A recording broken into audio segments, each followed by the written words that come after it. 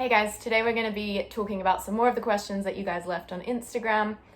I but sort of like accidentally put my hand in a cactus right before filming. And I can't tell what's dry skin and what's cactus spikes because like coronavirus hand washing, my hand is bleeding. Do you guys like how I changed the background a little bit? Gave you different objects to look at from the last video. Trying to keep it fresh. So I'm gonna make like a YouTuber and dive right in. First question is how to deal with receiving end of the world messages from Mormons. Oh boy, I've seen a few of those going around on the internet and in group texts that I have with my friends, and if you're receiving them, I feel for you. They are kind of funny and you know, just really entertaining a lot of the time, but I also imagine if it was my family sending me those things, I'd be like, oh God, because so many of them are just insane. The last thing you want in a global pandemic where everyone's stressed and there's a lot of real stuff going on is having to deal with your highly religious family members sending you like apocalypse messaging. So as we know, Mormonism is a doomsday religion, lest we forget, and that rears its ugly head in times like this. It rears its ugly head a lot, but how could we expect Mormons to not be thinking along those lines right now? I definitely saw a few Mormon mums posting like, you know, all the weather events and there's locusts in Africa and there's this pandemic and all this other stuff, and was saying like, this Jesus is coming again.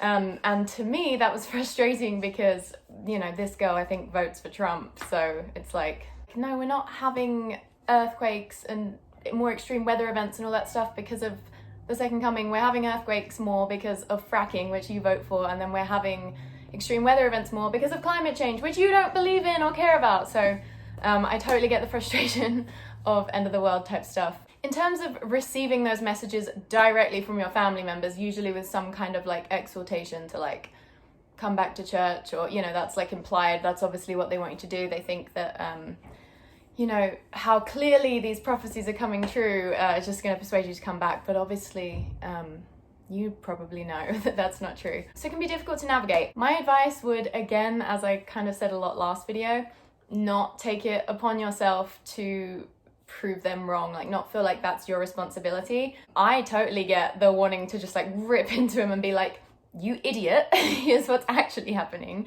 That's definitely like a part of my nature that I've reformed from a lot over the years, but it's definitely still there. It's frustrating receiving end of the world messages from your Mormon family members, especially if you're still sort of like processing leaving Mormonism. Hi, Bernie.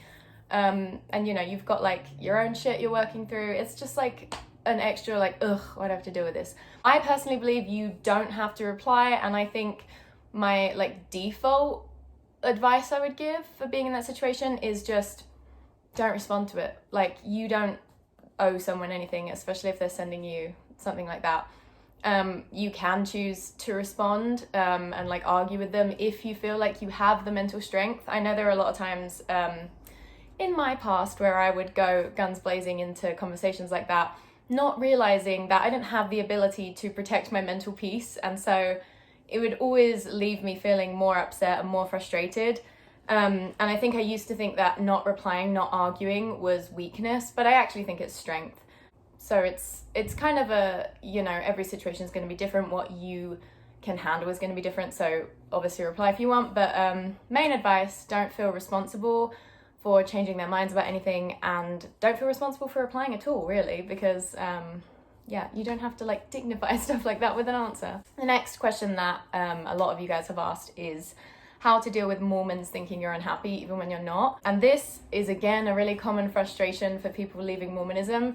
I think a lot of ex-Mormons find that their happiness actually increases a lot once they leave. And if it doesn't, it's usually kind of for an initial period where they're grieving and, you know, processing the fact that they left a high-demand religion and all that good stuff. It's frustrating when you feel like you have this like new lease on life and, you know, you're really happy and your family members refuse to see it, like are incapable of seeing it because their religious beliefs depend on having this narrative that you're unhappy, because it doesn't compute that you can leave the church and become happier. And if you are happier, then it's because like Satan doesn't have to work as hard on you anymore or some bullshit. You should be able to share your happiness with your family members, and it's such a bummer when you can't and when you're being accused of being unhappy, because, in Mormonism, happiness is like moralized, which is concerning, and it's all linked to prosperity gospel, and I hate it. But my advice for dealing with this is, once again,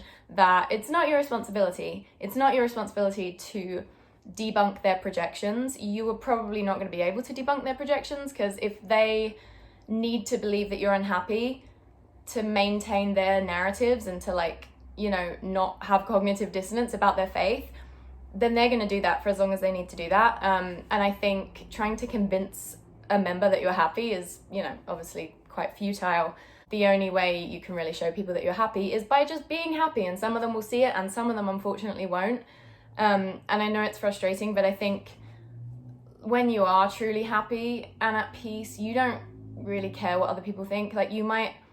It's sad that your family members can't share in your happiness with you, or can't feel happy that you're happy, and that your relationship becomes this weird mix of them needing to have all these narratives about you, and it's weird and it's hard, and this is another thing where therapy might be useful, but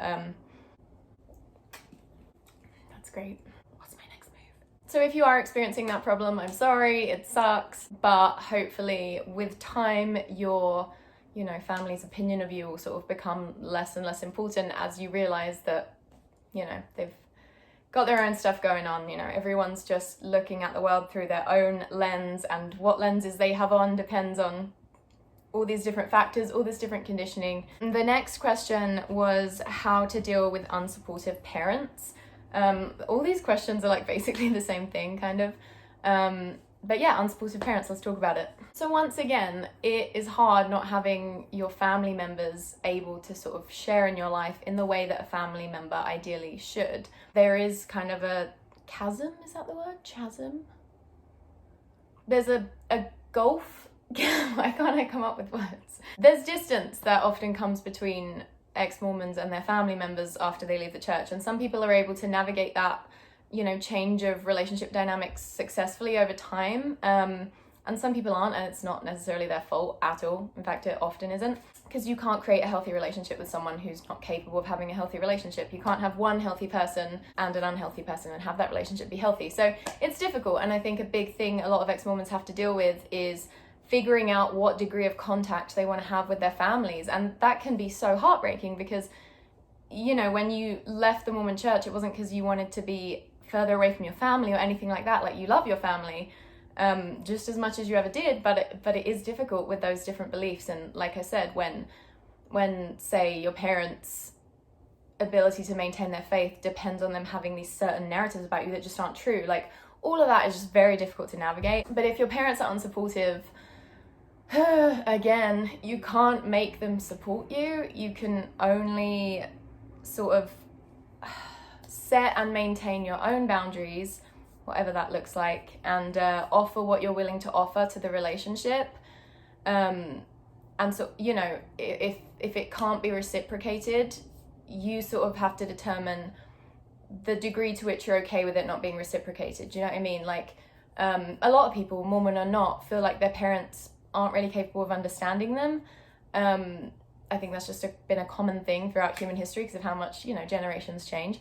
And so a lot of the time it can be, when you're an adult with your parents, it can feel weird, navigating that, feeling like your parents are not capable of understanding you because of, the lenses through which they see the world, blah, blah, blah. I don't think getting angry or anything like that is ever that productive.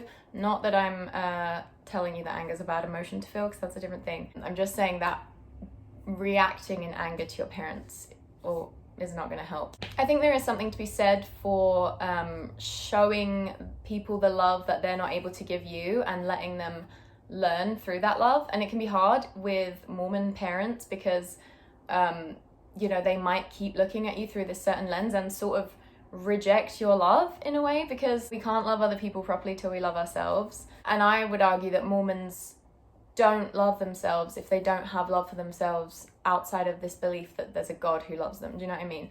There's a lot there. I do think it's possible to improve your relationship with your parents by giving more than you receive, but obviously, again, you have to decide how much of doing that you're okay with, and if you're not, then that's totally understandable.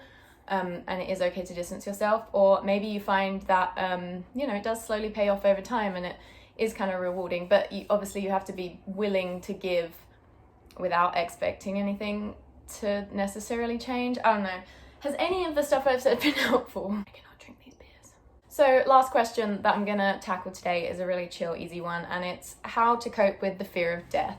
Coming to terms with our own mortality is a massive thing that humans throughout history have had to wrestle with, and it's, in my experience, it's like a personal journey that we all have to take. We all have to come to terms with our own death. It is something that's naturally scary. We fear the unknown. But I will just share with you like the view that I've sort of arrived at with death, because I don't feel afraid of death, because if I'm dead, there's nothing to fear. I'm gone. It's a quote I heard once is like, don't fear death, because where life is, death is not, and where death is, life is not. Basically saying that like you'll never know what it's like to be dead. You'll only know what it's like to die. I have taken a lot of comfort and got a lot of sort of insights and stuff from Buddhism when it comes to death. I just finished Ram Dass's book, Conversations on Loving and Dying, so if you're kind of in that space, you like that stuff, then I'd recommend that. But basically, death is part of life, obviously. It's part of the bargain, it's part of being here. A thought I've had is that I don't want to live forever. Like, I think it would be horrible to live forever. It is the impermanence of things in our world, in our lives, that makes stuff so meaningful and so beautiful. And I know Mormons have this sort of backwards idea that unless something can be permanent forever, for eternity, then it's like not meaningful. But I completely disagree. Like, to use a pretty basic analogy, spring flowers every year, if they were there year round and forever, for eternity, would we appreciate them? I don't know, probably not. But when I go through a long winter and then I get to see flowers coming up in the spring, that is the best feeling ever. And like, you buy yourself flowers and they're gonna die, but like, it's just such a wonderful temporary experience. And I sort of look at life like that. I think if things were forever, things would fall apart. Like, people would change too much to stay in relationships, all kinds of things. I mean, I don't know how Mormons are thinking they're gonna be with the same boring person for the rest of eternity, because that sounds hard. Death is something I've meditated on a lot, thought about a lot. I have, read a lot, gained a lot of understanding about how psychedelics can help people cope with their own mortality. So if you live in a state where that's possible, I'd recommend looking into maybe having an experience like that. But basically, my ultimate presiding thought theory on death, not even theory, is that all things are interconnected. Energy can't be created or destroyed, only transferred from one source to another. We are, Homo sapiens right now, but the energy that we're made up of has existed like for billions and billions and billions and endless years, because energy can't be created or destroyed. Like, we were once something else and now we're this, and like, we could absolutely turn into something better than this one day, or there's, I don't think in the grand scheme of the cosmos there's like good and bad necessarily, but what I'm trying to say is that, what am I trying to say? Just trying to distill my thoughts on death into like a good soundbite for a video. It's very chill. I have found peace personally in feeling a stronger and stronger connection to nature and realizing that all things are ultimately one. We sort of, through necessity, have to go through life seeing everything as separate, labeling it in its own separate categories, but nothing's truly separate, because the planet we live on, the universe we live on, it's all just a constant exchange of energy. And we, as in our current forms right now, are just one temporary tiny part of that. And our, the energy we're made up of will continue to exist long after we're gone.